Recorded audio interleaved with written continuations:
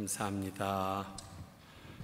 우리 오늘 함께 나눌 말씀은 요한복음 1장 6절서부터 13절까지의 말씀입니다. 요한복음 1장 6절부터 13절까지의 말씀입니다.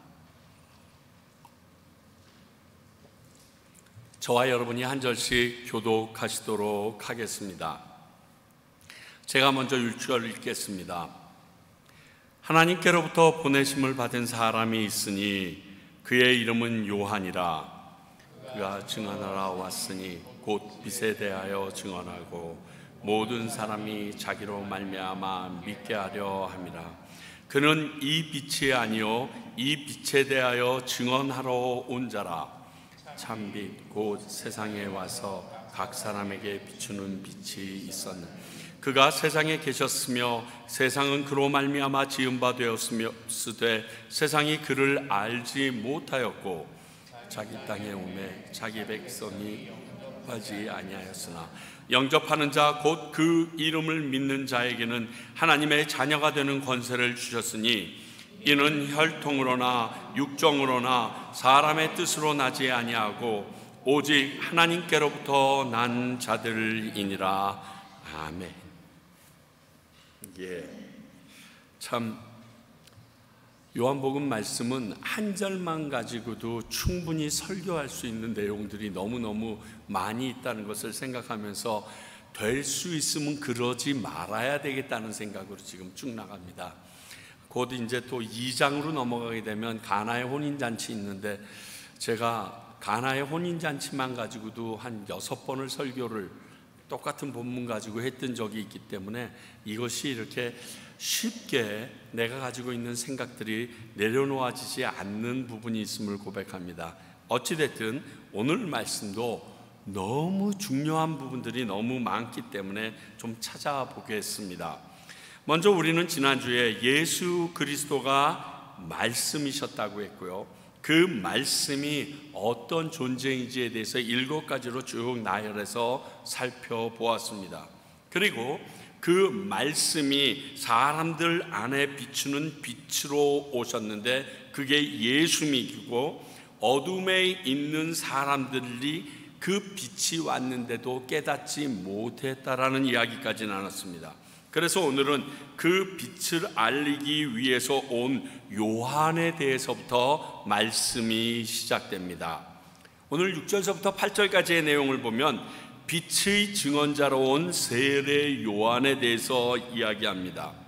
앞으로 2주에 계속 연이어서 이 세례 요한에 대해서 계속 나오게 됩니다. 다음 주는 짧게 나오지만 그 다음 주는 거의 주인공이 세례 요한이다시피 많은 부분을 세례 요한에 대해서 묵상하니까 그때 더 묵상하기로 하고, 오늘은 하나님으로부터 이 빛의 증언자로 보내심을 받은 자에 대한 간단한 소개를 나누려고 합니다. 첫 번째, 빛의 증언자로 온 이 세례 요한에게는 사명이 있었습니다. 7절에 2가지 사명이 그것입니다. 정확히 하나님으로부터 보내심을 받은 사람이라고 7절은 말하고 있습니다. 요한이 누구냐? 하나님으로부터 보내심을 받은 사람. 지금 이 요한이 나타나기 전까지 말라기에서부터 이 마태복음이 시작되는 예수님의 탄생 이전까지의 약 400년 동안에 하나님의 말씀이 이스라엘 백성에게 도달하지 않는 선교, 하나님의 말씀의 암흑기, 침묵기가 계속되었었습니다. 그리고 이 암흑기를 깨고 드디어 등장한 사람이 이 하나님의 선지자 세례 요한입니다. 그러므로 그에게는 사명이 있었을 것입니다. 첫 번째가 빛에 대하여 증언하는 것이다 라고 얘기했습니다. 이 빛은 아시는 것처럼 예수님이 그리스도이시며 오신다고 약속하셨던 메시아다. 그리고 그분이 곧 하나님의 아들이며 창조주다, 이 이야기이죠. 나중에는 그 예수님이 지나가시는 모습을 보면서 하나님의 어린 양이라고까지 소개하는 부분이 나옵니다. 그리고 두 번째, 그가 받은 사명은 이 빛 대신 예수님을 세상 사람들로 하여금 믿게 하는 것이라고 분명히 적혀져 있습니다. 모든 사람이 자기로 말미암아 믿게 하려 함이라. 이러한 증언으로 사람들이 깨닫고 예수님을 구세주로 믿게 하여 구원을 얻게 하려는 것이 세례 요한을 하나님께서 이 땅에 보내신 목적, 사명이라고 말하고 있습니다. 저는 보내심을 받은 자에게 가장 중요한 것은 이 사명을 이루고자 하는 소명감이라고 생각합니다. 왜냐하면 이 내 사명에 대한 소명감이 없거나 이것이 좀 희미해지면요, 어떤 문제나 어려움이 있고 좌절이 있으면 포기하기 쉽게 되는 것을 보기 때문에 그렇습니다. 그러나 내가 능력이 없다 손치더라도 이 사명감이 있다면, 소명감이 있다면 하나님께서 보내셨을 때 이 일을 이루고자 하시는 그분의 계획과 방법이 있다라고 믿기에 좌절하지 않고 끝까지 이겨내는 힘이 있음을 봅니다. 제가 그렇게 살아왔습니다. 하나님이 어디에 보내시면 아무것도 할 자신이 없습니다. 답답하고 속이 어떻게 막 타들어가는지 모르겠어요. 그런데 나를 가라고 명하신 하나님의 음성은 내가 명확하게 들었기 때문에 그 하나님이 가라고 명하신 그곳에 내가 가 있다는 것 자체부터 하나님의 소명, 사명의 시작이고, 그리고 그 안에서 무엇인가 이루어진다고 믿기 때문에 그저 기다릴 수 있었고, 그러다 보면 그분께서 길을 보여주시고 그 길을 가게 되는 것입니다. 저는 그래서 선교사님들도 목사들도 그리고 성도들도 자신의 사명을 알거나 찾는 것이 아주 중요하다라고 봅니다. 하나님이 날 여기 왜 보내셨지? 내가 왜 여기 있지? 지난번에 이렇게 선교사님들 쭉 한 10가정들이 모여서 같이 이야기를 나누는데, 그 선교사님들은 제가 보기에 애지간하면 떠나실 분들이 아니에요. 이유가 뭐냐? 바로 이것 때문이에요. 하나님이 과테말라에 보내신 너무 명확한 이유가 있어요. 그런데 그 이유가 내 눈앞에서 어느 정도 펼쳐지신 분도 있고, 그것이 전혀 이 시작도 안 된 것 같은 분도 계시고, 이제 무엇인가 시작될 듯 보이는 분들도 다 따로따로 계시더라고요. 그런데 하나같이 느끼는 것은 하나님이 보내신 것은 너무 명확하기 때문에, 그렇다면 내가 이것을 붙잡고 언제가 될지 모르지만 이 땅에 있어야 된다라는 이야기를 이구동성으로 하시더라고요.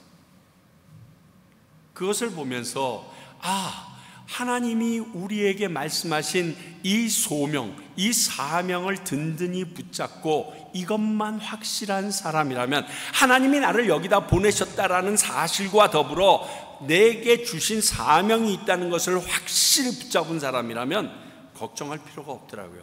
단 옆으로 넘어질 수도 있고요, 엉뚱한 길로 갈 때도 있습니다. 그리고 더 좋은 것을 바라보면서 내 본분을 잊어버릴 때도 있습니다. 그러나 하나님께서 보내신 분이라면 하나님께서 그것을 일깨워 주시고 그것으로 가게끔 해 주실 거예요.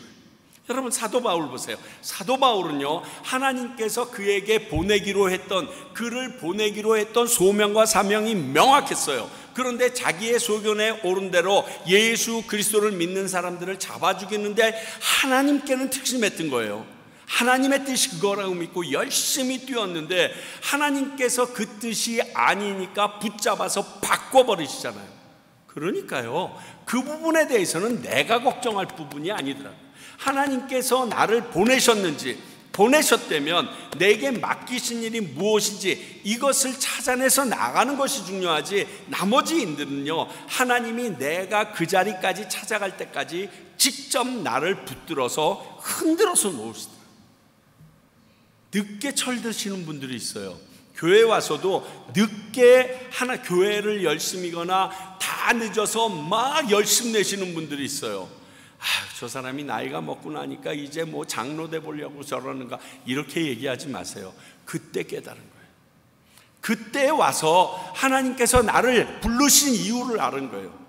하나님이 나를 부르신 이유를, 그리고 그 사명의 목적이 정확하면요, 세상이 가지고 있는 가치관, 즉 먹고 사는 문제, 그리고 사람들에게 어떻게 존귀함을 받을까, 이것은요 다 다음 우선순위가 뒤로 확 밀려집니다. 필요가 없어져요. 왜냐하면 그 존귀하신 그분 앞에 세워진 것이 나에게 가장 중요한 일이기 때문에 그 부분을 이루기 위해서는 자기 목숨까지 아깝지 않게 버릴 수 있는 능력이 생기는 거예요. 그렇기 때문에 우린 모든 사람들은 이것을, 특히 믿는 자들이라면 이것을 찾는데 이 소명감을 갖는 게 굉장히 중요하다고 생각합니다. 오늘 세례 요한은 이 사명을 받고 그가 왔음을 옆에 있는 사도 요한도 알았어요. 왜? 이사야서를 통해서 이미 알고 있었어요. 또 뿐만이 아니라 그 세례 요한은 빛은 아니고 증언자일 뿐이라는 것도 정확하게 알고 있습니다. 그렇습니다. 사랑하는 성도 여러분, 보냄을 받은 자가 자기 정체성을 정확히 알지 못하면 굉장히 위험해집니다. 자기 정체성을 제대로 알지 못해서 한국이나 미국이 지금 이 어려움 겪는 거 알고 계세요? 온 세상의 주관자는 누구십니까? 누구의 통치하에 있습니까? 누가 주인이십니까? 하나님이십니다. 그것을 잊어버리고 내가 그 하나님 자리에 들어가면 그 정체성이 마구 흔들려지기 시작합니다. 그러나 이 정체성이 흔들려지는 이 존재는 앞에 말한 것처럼 빛에 대하여 증언해야 되고 이 빛을 믿게 할 정도의 능력과 그리고 모든 세상 사람들이 두려워할 정도의 권능이 있어야 돼요. 그러다 보니까 어떻게 될까요? 본인이 잠깐만 딴색하면 이단되는 거예요. 내가 하나님 되고 내가 예수님 되고 내가 왕이 되는 거예요. 아마 세례 요한이 죽고 난 후에 예수님의 등장으로 새로 쫓아 뭐라고 얘기했어요? 세례 요한이 다시 살아났다라고 얘기했어요. 그 정도로 세례 요한이 전하는 말에 대해서 버들버들 떨었고 로마 군병들까지 아무 말도 못했다니까요. 서기관들도요 독사의 자식들아 얘기하는데도 깨갱거렸어요. 뿐만인가요?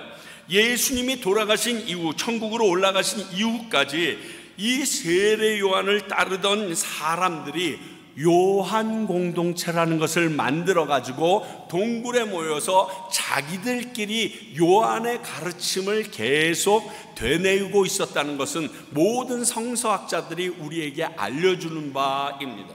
그 중에 하나가 우리가 잘 알고 있는 그 사해사본이라는 것이 그 요한 공동체에서 출토된 것이다, 그쪽에서 나왔을 가능성이 높다라고들 많이들 얘기합니다. 그 정도로 정체성에 혼란을 줄 수 있는 능력이 있었던 세례 요한은 자신이 예수님이 아니고 메시아가 아니고 그것을 전하러 온 전달자라는 것을 명확하게 하고 있습니다. 이러한 세례 요한의 등장은 400여 년 동안 끊어졌던 선지자로 약속하신 메시아의 등장으로 오해하기에 너무 좋았던 조건이었기 때문에 그렇습니다. 그래서 계속해서 오늘 말씀, 다음 주일 말씀, 그 다음 주일 말씀이 이 부분을 얘기합니다. 왜? 사도 요한이 요한복음을 쓸 때 약 늦으면 90년쯤, AD 90년쯤 예수님이 돌아가시고 나서도 약 30년, 40년 이상이 지난 뒤에도 세례 요한이 메시아인 것처럼 그들을 숭상하는 무리들이 남아 있었다는 증거예요. 그래서 그는 자기 자신이 메시아가 아니고 그에 비하면 너무 작은 존재임을 묻는 이들에게 역설한 사실이 있는, 그래서 다음 주일 그 부분 신들매에 대해서 얘기를 나누는데 너무 확실한 자기 정체성을 알고 있는 선지자였습니다. 이 부분은 2주 뒤에 자세히 나누겠습니다. 어찌되었든 보냄을 받은 자가 내가 보냄을 받은 자라는 사실을 명확하게 아는 것은 중요합니다. 왜 목사가 딴짓하는 줄 아세요? 목사가 직업으로 착각하기 때문에 그래요. 목사가 내 부귀나 내 이름을 높이는 것으로 착각하기 때문에 그래요. 선교사님들 중에 손가락질 받는 사람들이 왜 있는 줄 아세요? 하나님께서 사람과 물질을 모아주셔서 그 일을 하도록 허락하셨는데 그게 자기 능력이라고 착각하는 순간 내 아성을 쌓기 때문에 그렇게 됩니다. 우리는 아무것도 아니에요. 그냥 하나님이 와라, 가라, 이게 맞는 거예요. 오늘 말씀을 보면서 하나 또 깨달은 게 어둠과 배척 가운데도 이렇게 하나님의 뜻을 증언할 사람이 있다는 사실입니다. 오늘 이 뒤에 나오는 9절서부터 말씀을 보게 되면 이 세상이 어둠으로 인해서 이 빛을 영접하지 않았다고 한탄하는 말씀이 쭉 적혀 있습니다. 그러나 세례 요한을 준비하셨듯이 하나님은 그루터기 같이 이 땅에서 사용할 사람들을 남겨두셔서 하나님의 일을 증언할 자들을 항상 준비시켜 주신다는 사실을 알아야 합니다. 이 일에 대해서 실수했던 사람이 엘리야예요. 자, 엘리야가 그 어마어마한 850대 1의 싸움에서 이겼습니다. 근데 이세벨이 잡아 죽이겠다고 나오니까 그저 정신없이 도망을 갑니다. 도망을 가면서 뭐라고 얘기합니까? 하나님께서 나타나시니까 하나님, 정말 이제는 이스라엘에 나 하나밖에 안 남았습니다. 난 정말 힘듭니다. 너무 어렵습니다. 그때 열왕기상 19장 18절, 그러나 내가 이스라엘 가운데 7,000명을 남기리니 다 바알에게 무릎을 꿇지 아니하고 다 바알에게 입맞추지 아니한 자니라. 착각하지 마. 그저 너는 앞에 등장해서 쓴 것뿐이지 너처럼 하나님 나만을 섬기고 바알에 대하여 절대적으로 외면했던 자들이 7,000명이나 남아있어. 내가 그거를 너에게 알려줄게. 그렇게 얘기하세요. 이사야에게 북이스라엘은 물론이요 남유다까지 다 멸망한다고 하셨을 때도요, 이사야서 6장 13절에 이렇게 말씀하십니다. 그 중에 10분의 1이 아직 남아있을지라도 이것도 황폐하게 될 것이나 밤나무와 상수리나무가 배임을 당하여도 그 그루터기는 남아있는 것 같이 거룩한 시가 이 땅의 그루터기니라 하시더라. 북이스라엘과 남유다가 다 붙잡혀가고 나라는 산산이 망그러지고 성전은 회파되어서 그들이 슬피 울며 쇠고랑을 차고 끌려가지만 하나님께서 이 땅에 거룩한 그루터기를 남기셔서 그들을 통하여 다시금 이스라엘을 세우실 계획이 갖고 계시다라고 지금 말합니다. 우리는 보는데 다 끝이라고 생각합니다. 그러나 그렇지 않습니다. 우리 하나님의 사람들은 외롭지 않다는 겁니다. 아무도 없는 듯하지만 이렇게 돕는 손길들을 경험하게 하심으로 하나님이 존재하심을 알게 해주신다는 것을 믿으셔야 됩니다. 여러분, 이걸 못 느끼면요 힘들어요. 저희들이 일본에 경배와 찬양 집회를 갔었습니다. 91년도로 기억하는데요. 91년도에 이제 그곳에 2월인가 이렇게 집회를 가게 됐는데, 하라주쿠라는 곳이 그 당시에 이제 우리나라 대학로처럼 양쪽을 막아놓고 그 안에서 별의별 난잡한 짓을 다 합니다.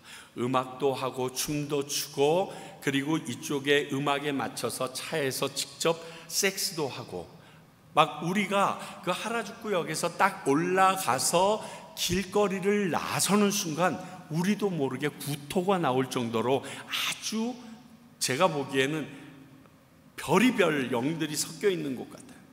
그런데 우리가 가지고 있는 것은 양쪽 옆에는 너무 좋은 음향 장비들도 있고 뭐 난리가 됐는데 우리는 기타 2대밖에 없었어요. 기타 2개를 치면서 나의 바른 춤을 추며 이렇게 하고서 그 가운데를 지나가는 거예요. 큰 거리, 이 정도 넓이의 거리에 이쪽에 한 팀, 이쪽에 한 팀 그렇게 떨어져서 큰 트럭, 그냥 컨테이너를 갖고 와서 거기에 음향을 쫙 대줘놓고 하기 있는데, 거기를 우리가 지나가는데 너무 외롭습니다. 거기다가 우리 목소리가 안 들려. 그 음향을 어떻게 이겨요? 우리 목소리로.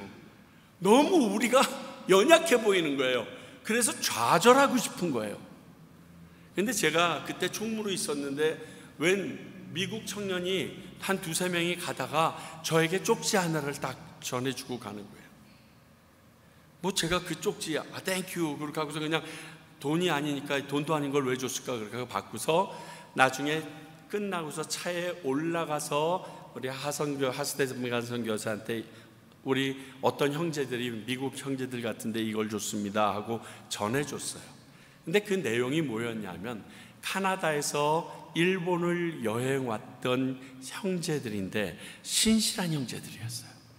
그곳이 구역질 날 정도로 하나님을 모르는 도시 같은 곳에 우리들이 섭줄로 서서 기타를 치면서 움직이는 것이 하나님의 군대와 같았고 이 일본 땅을 정결하게 하는 힘과 같았다고, 우리가 옆에서 같이 기도하고 있었다라는 그러한 내용의 조그만 쪽지였어요.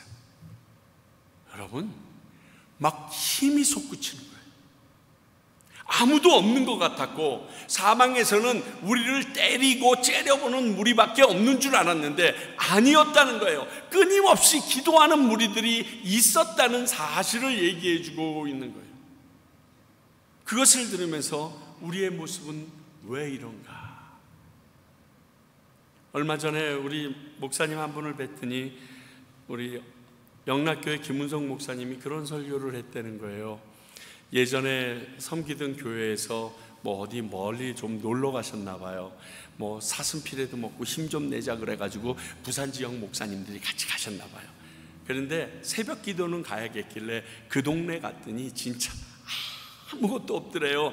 교회를 찾으려고 그러는데 저기 조그만 교회 하나가 있다라고 얘기해서 그래도 목사니까 새벽에 뚜벅뚜벅 그 교회를 찾아갔대요. 삐꺼덕 문을 여는데 진짜 교인이 몇 명이 없더래요. 진짜 한 20명 앉을까만 한 고만한 동네 곳이고 이미 본인은 늦게 갔더래요. 일찍 일들 나가는가 보더라고. 그래서 다 벌써 기도가 시작이 됐다는 거예요. 그래서 뒷자리에 조용히 앉아서 그래도 명색이 목사인데 그러고 기도를 하기 시작했는데 다 가고 앞에 웬 할머니 한 분만 남았다는 거죠. 그리고서 기도를 하는데 본의 아니게 그 할머니의 기도 내용이 다 들리는 거예요. 그런데 그렇게 기도하더라는 거예요. 그 한 7, 80 넘어 보이는 그 할머니가 우리 한국의 목사님들을 붙잡아 주세요 하고 기도하더라는 거예요. 그 내용 하나더래요. 충격을 먹으신 거예요. 내가 부산 땅에서 가장 험하다는 동네에서 교회가 어느 정도 되었다라고 기분도 좋았고 참 나 잘했다라고 생각했는데 그게 아니라 내가 힘들고 좌절할 때마다 나도 알지 못하는 어떠한 할머니 한 분이 저렇게 기도하는 소리 때문에 내가 이 자리에 있다는 걸 깨달았다는 거예요. 그렇습니다. 우리 믿는 자들은 외롭지 않아요. 하나님께서 우리를 위하여 우리와 함께 동역하도록 하나님의 그 크신 뜻을 이루도록 우리 옆에 항상 남겨두신 그루터기들이 있고 그들을 통하여 누군가 널 위하여 누군가 기도하네. 내가 홀로 외로워서 무너질 때 누군가 너를 위해 기도하네.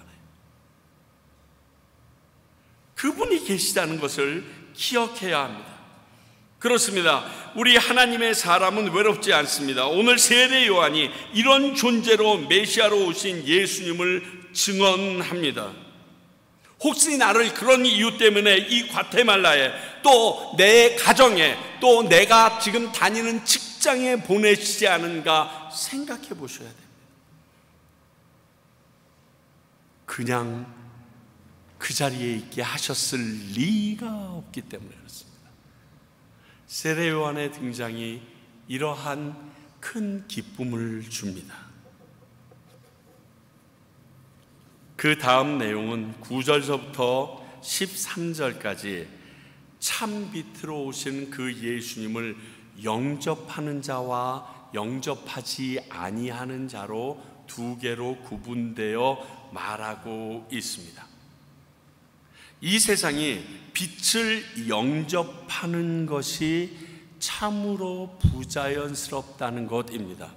모르겠어요. 저는 헬라어를 그렇게 잘 알지는 모릅니다. 근데 여기에 있는 이 세상이라는 단어는 코스모스, 여러분들 코스모폴리탄 이럴 때 그 코스모스라는 단어로 이 헬라어를 쓰고 있는데, 재미있는 건 이 코스모라는 이 단어는 어둠의 세력에게 구속되어 있을 때 쓰는 세상이라는 단어라는 겁니다. 4개의 헬라어의 단어가 있는데 그 중에 한 가지라서 이미 이 세상은 하나님을 배척하는, 빛을 배척하는 어둠의 세력으로 붙잡혀 있을 때 코스모스라는 이 단어를 쓴다고 그러는데, 오늘 그 단어를 썼다라고 어떠한 언어학자들은 그렇게도 얘기합니다. 저는 그렇게는 모르겠지만 정말 이 땅이 예수님 영접하는 게 부자연스럽습니다. 여러분, 누가 내가 예수님을 만났다라고 간증하는데 그것이 너무 자연스럽게 들려지는 건요, 우리가 크리스찬이기 때문이에요. 다른 사람들은 쟤도 미쳤구나 이렇게 얘기해요. 아이고, 또 하나 예수쟁이 태어나는구나 이렇게 생각하죠. 그게 이렇게 와 환영할 일이나 박수칠 일이라고 생각하지 않아요. 예수님은 이 일에 대해서 마가복음 12장에 여러분들이 잘 알고 있는 포도원 농부의 비유에서 말합니다. 포도원 주인이 농부들에게 그 포도원을 맡기고 포도주 틀까지 다 만들어주고 멀리 갔다가 왔죠. 와가지고 그곳에서 필요한 것, 본인의 산출을 계산하기 위하여 사람들을 보냅니다. 그랬더니 그들을 전부 다 잡아 때리든지 어떤 사람은 죽이기까지 합니다. 그래서 마가복음 12장 6절에 이렇게 말씀하십니다. 이제 한 사람이 남았으니 곧 그가 사랑하는 아들이라. 최후로 이를 보내며 이르되 내 아들은 존대하리라 하였더니, 이렇게 해서 하나님의 아들이신 예수 그리스도가 이 땅에 오신 거죠. 그랬더니 마가복음 12장 7절 8절에서 그들은 이렇게 말합니다. 그 농부들이 서로 말하되 이는 상속자니 자 죽이자. 그러면 그 유산이 우리 것이 되리라 하고 이에 잡아 죽여 포도원 밖에 내던졌느니라. 이렇게 돼요. 포도원 안에 묻은 것도 아니고 영문 밖 골고다에 갖다 집어 던진 거예요. 그대로 얘기하고 있습니다. 오늘 이 비유가 지금 읽는 이 말씀에 대한 가장 정확한 표현입니다. 9절부터 11절까지 보면 영접하지 않는 자들에 대해서 얘기합니다. 본문에서도 말씀했지만 위의 비유를 통해 보아도 그 이유를 알 수 있습니다. 첫 번째는 왜 영접하지 않는가? 예수님, 그를 알아보지 못했기 때문이라고 오늘 본문은 얘기합니다. 이 세상의 창조자이며 주인이신 것을 알아보지 못했다라고 말하고 있습니다. 그럴 수 있을 겁니다. 그렇다고 얘기해도 믿지 않으니까요. 가끔 드라마나 옛날 사극이나 뭐 이런 거에서 볼 때 왕이 변복하고 갔다가 별로 능력도 없고 높은 자리에 있는 사람도 아닌데 굉장히 혼쭐이 나거나, 그리고 암행어사가 들어갔다가 멸시당하는 모습, 그리고 마지막 결론 부분에는 반전이 일어나서 암행어사 출두여, 그리고 막 금위대가 나와가지고 그 왕을 괴롭히고 그랬던 그것들을 다 처리하는 아주 시원한 이야기를 보여주는데요. 꼭 그거예요. 호세아 선지자가 이스라엘 백성을 향하여 여호와를 알자, 힘써 여호와를 알자고 외쳤던 것 여러분 꼭 기억하셔야 합니다. 호세아 시대에 그 많은 사람들이요 성전에서 제사를 드리며 제사장이 그 앞에 서 있지 않았던 게 아닙니다. 성전에 제사장이 있어서 매일매일 하나님께서 말씀하셨던 하루에 2번씩의 상번제부터 모든 절기의 예배까지 그대로 다 지켰었습니다. 그런데 하나님께서는 호세아를 통해서 호세아 4장 6절 이렇게 말합니다. 내 백성이 지식이 없으므로 망하는도다. 누구에 대한 지식? 하나님에 대한 지식이 없는 거예요. 하나님이 누구신가 모르는 거예요. 내가 지식을 버렸으니 하나님을 버린 거예요. 나도 너를 버려 내 제사장이 되지 못하게 할 것이요, 내가 내 하나님의 율법을 잊었으니 가르침을 버린 거예요. 나도 내 자녀를 잊어버리리라. 네 자녀에 대해서 난 책임 안 진다. 뭐 때문에? 하나님을 아는 지식이 없는 것이 이렇게 위험합니다. 무섭습니다. 하나님이 어떤 분이신가에 대해서, 그분의 가르침과 계명이 무엇인가에 대해서 바로 아는 것이 아주 중요합니다. 여러분 집에 가서 여러분 저희 교회에서 같이 열심히 공부하는 우리 교회 애들한테 물어보세요. 예수님이 왜 이 땅에 왔냐고, 예수님이 왜 저렇게 죽으셔야 됐냐고, 너무 억울하지 않냐고, 저렇게 안 죽으셔도 하나님 다 하실 수 있는데, 너무 정확하게 얘기해요. 두 번도 생각하지 않아요. 저는 그 아이들이 그 지식 때문에 그의 영혼과 그의 삶이 어마무시 하나님이 기뻐하시는 자리에 있을 걸 저는 확신해요. 이게 중요해요. 오늘 하나님의 아들이며 메시아이신 예수님이 오셨으나 그들이 무지해서 외면한 것입니다.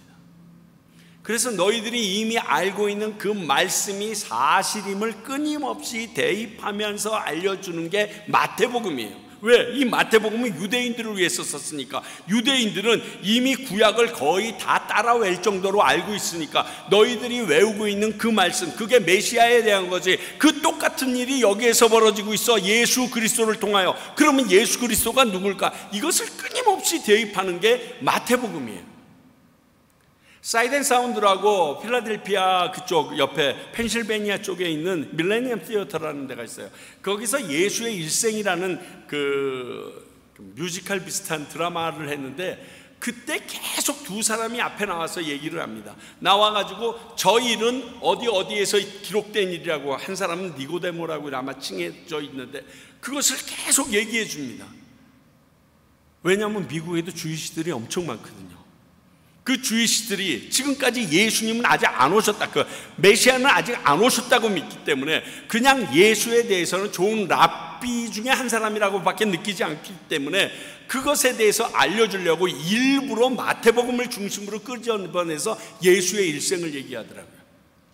그들은 알아요. 그 모습만 보면, 그 하는 행동만 보면, 그를 통하여 드러난 일만 보면 이게 예수, 하나님께서 약속하신 메시아구나 알아요. 그런데 그들이 이것에 대하여 엉뚱한 생각을 가지고 있는 겁니다.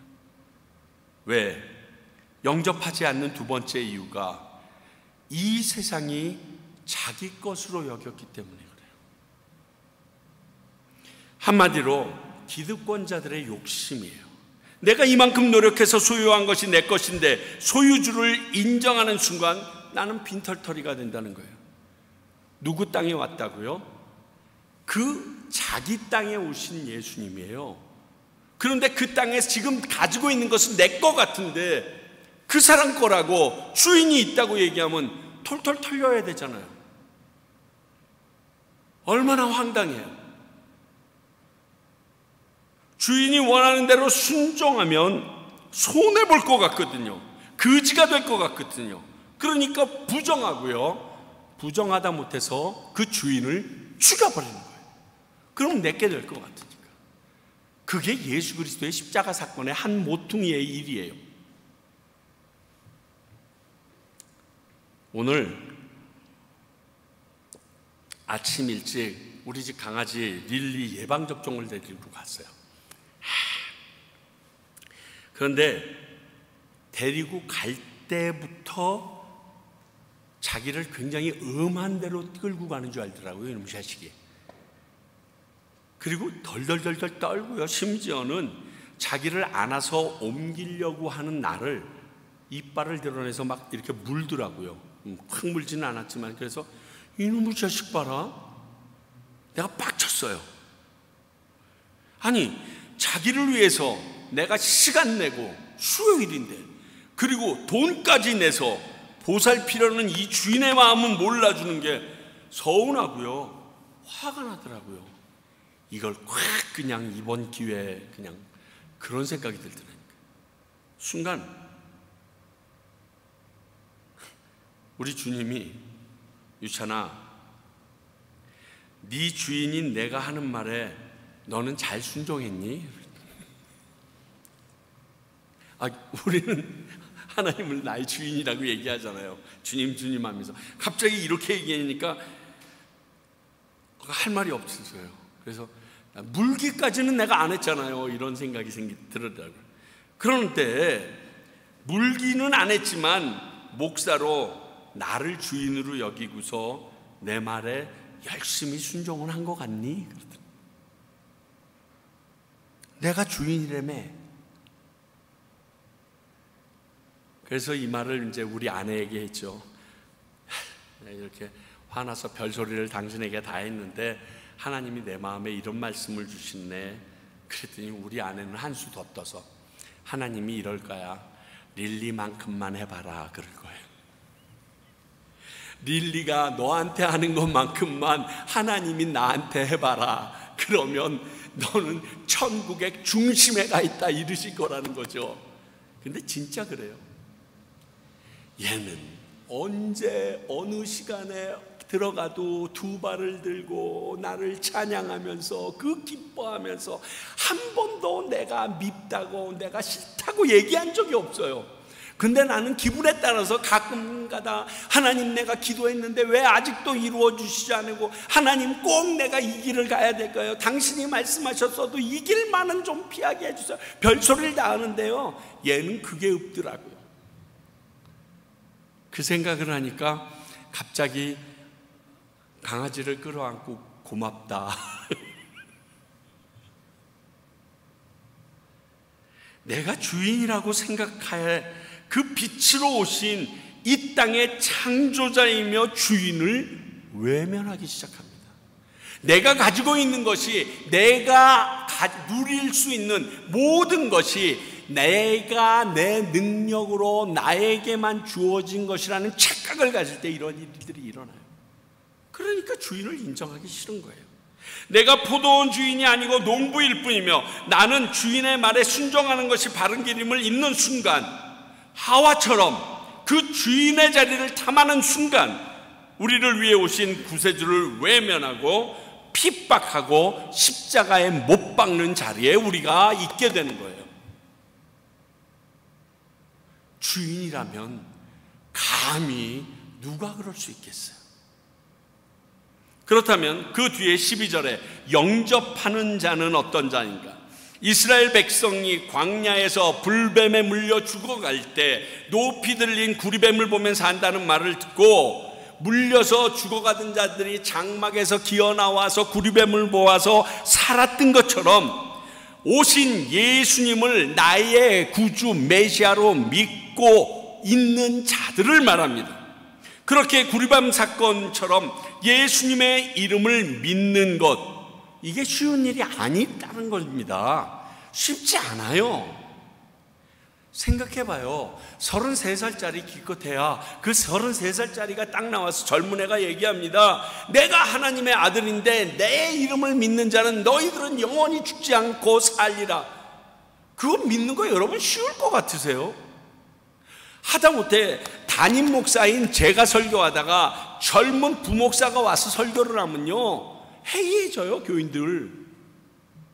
그런데 그 젊은 예수라는 사람, 그분이 가마리엘 문화생도 아니요, 어디에서 공부했다는 기록도 없고 아는 거는 어디서 목수짓 하다가 갑자기 뜬금없이 나타났다는 것밖에 모르는데 또 거지 같은 애들 12명 주르륵 끌고 다니면서 그 뒤엔 더 거지 같은 애들 한 70명이 주르륵 물려다니는 그 사람을 보면서 그 사람이 내 구세주고 내 메시아라고 믿는 게 그게 쉬울 것 같으시나요? 뱀에 물려 죽어가고 있는데 장대에 달린 구리뱀 보면 산다. 이게 믿게 되겠느냐고 이성을 가지고 있고 경험을 가지고 내게 강한 사람이요. 어려워요. 똑같아요. 예수님 믿는 게 쉽지 않아요. 그래서 오늘 이 12절은요 너무 중요한 말씀으로 그러한 자들에게 하나님의 자녀가 되는 권세, 곧 하늘나라를 유업으로 받을 수 있다라는 어마무시한 얘기를 해주십니다. 예수 그리스도의 이름을 믿는 자에게. 거기에 그 이름을 영접하는 게 뭐라고 얘기했죠? 그 이름을 믿는 거라고 얘기했어요. 이거 중요합니다. 내가 예수님을 영접하는 것은 그 예수님을 나의 구세주로 믿어버리는 거예요. 그러니까 예수님을 영접하고 싶다, 예수님을 믿으면 내가 천국에 갈 수 있다는 사실을 덜커덕 믿어버리는 거. 아브라함이 하나님께서 자식 하나도 없는데 하늘의 별을 봐라, 땅의 모래를 봐라, 내가 너에게서 하늘의 별처럼 땅의 모래처럼 해주겠다 그랬더니 뭐라고 얘기합니까? 그 말을 믿음에 하나님께서 이를 의로 여기시고, 이거예요. 이게 창세기 15장에 나타난 아브라함이 아브라함 되는 그 기로예요.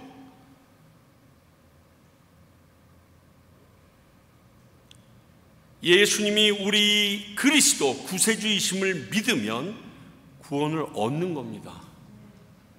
너무 쉬워서 영접하기 힘들 정도입니다. 너무 쉬워. 그런데 진짜 믿으시냐고요? 13절을 보니까 어떤 자들이 어떻게 영접하는가에 대해서도 우리에게 잘 알려줍니다. 혈통도 아니고 육정도 아니며 사람의 뜻으로도 아니라고 3번이나 부정하면서 결국 오직 하나님께로부터 난 자라고 얘기합니다. 참 아리송하죠. 자, 이 하나님께로부터 난 자라는 말은 이렇게 이해하시면 좀 쉬울 겁니다. 여러분, 대한민국에서 태어나고 싶어서 태어나신 분, 태어나고 났더니 우리 아버지가 이건희가 아니어서 실망하신 분, 여러분, 이건 우리가 결정할 수 있는 부분이 아니에요. 그곳에서 태어난 것은 하나님의 전적인 관여고 은혜예요. 자, 하나님으로부터, 우리 여기에서 말하는 하나님께로부터 난 자라는 말은 내 노력과 내 열정과 내 혈통과 내 스펙과 내 연줄이 아니라 하나님께서 무지막지하게 주신 선물이라는 의미를 이렇게 표현한 거예요. 여러분, 과테말라에서 태어나고 싶었던 이분들이 여기서 태어나고 싶었겠어요? 태어나서 보니까 과테말라인 거야. 그러다 보니까 이곳에서 이곳 환경에 맞춰서 살다 보니까 예수님에 대해서 아는 속도도 늦어졌고, 그들의 민주화나 가지고 있는 모든 재정이나 모든 부분들이 한국에 비하여 턱없이 밀려난 건데, 이게 우리가 잘나서 우리가 이 자리에 있는 줄 알고 낑낑거리고 앉아있는 우리의 모습이 오늘 이 모습과 너무 똑같다는 거죠. 아니에요, 여러분. 우리가 잘나서 그들보다 괜찮은 삶을 사는 게 아니에요. 그분들이 엄청나게 못나서 계속 그 길을 가는 게 아니에요. 배워본 적이 없어. 그렇게 살아서 그들에게 누려본 기억이 없어. 그것을 줄 수 있는 모든 기회는 한 번도 없었어. 그런데 뭘 알아요, 그분들이? 알 수가 없죠. 우리는 매 순간순간 그 아는 것을 실천했을 때 우리에게 얻어지는 효과를 알았기 때문에 그 길로 가는 교육이라는 길이 있었어요. 여기는 없어요. 그러니까 요즘 맨날 이렇게 앉아서 데모할 수밖에 없는 거예요. 그걸 조금 깨달은 애들이 하나씩 문을 열고 나가는 거예요. 저는 그렇게 생각해요. 그래, 나중에 하나님께서 너희들에게 큰 은혜를 부어주시면 그때서야 깨닫게 되겠구나. 다만 한국보다 늦을 수밖에 없었다는 것은 하나님의 은혜가 너희에게 덜 미친 것 같구나, 그런 생각이에요. 오늘 말씀이 그거예요. 하나님께로부터 난 자, 우리의 열심과 노력이 아닌, 세상의 방법도 아닌 오직 하나님의 은혜로 주어지신 구원임을 강조하고 있는 것입니다. 이것을 아시고 감사함으로 사는 우리들이 되어야 합니다. 겸손함을 가지고 사는 우리들이 되어야 합니다. 그게 합당한 우리들의 삶입니다. 오늘 그것을 얘기합니다. 너희들 지금 내가 쓴 이 요한복음을 읽고 있니? 그러면 너희들이 하나님의 자녀가 됐구나. 근데 그 하나님의 자녀가 된 것이 하나님께로부터 났기 때문에 가능해. 하나님이 너희들을 그냥 준 거야. 하나님 자녀가 되는 거는 니들이 노력해서 될 수 있는 게 아니야. 네 아버지의 자녀를 네가 되기를 네가 선택할 수 없듯이 하나님의 자녀 되는 것은 너희들이 선택할 수 있는 게 아니야. 하나님의 은혜지. 그렇습니다. 영접하는 자, 곧 그 이름을 믿는 자에게는 하나님의 자녀가 되는 권세를 주셨으니 이 말씀이 저와 여러분들에게 큰 능력이 되길 바라고 잊지 말고 살아야 되는 좌우명이 되기를 원합니다. 요한복음 3장 16절만큼 중요한 복음의 엑기스가 이것이기 때문에 그렇습니다. 기도하겠습니다. 하나님 아버지,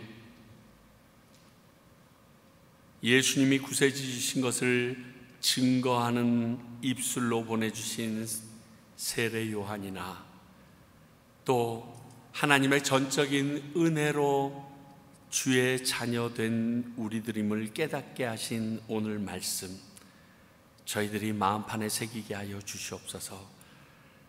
하나님을 기쁘시게 하며 하나님께서 내게 주신 그 사명과 소명대로 살아갈 수 있는 저희들 되게 하시고, 아직 그 부분에 대해서 불분명하다라고 하면 그 내용이 명확하게 하시고 그 사명이 온전하게 붙잡아 주시사, 힘들고 지치고 내 주변에 아무것도 없는 것 같아 쓰러질 지경일지라도 그 하나님 꼭 붙잡고 나가는 저희들 되게 하여 주시옵소서.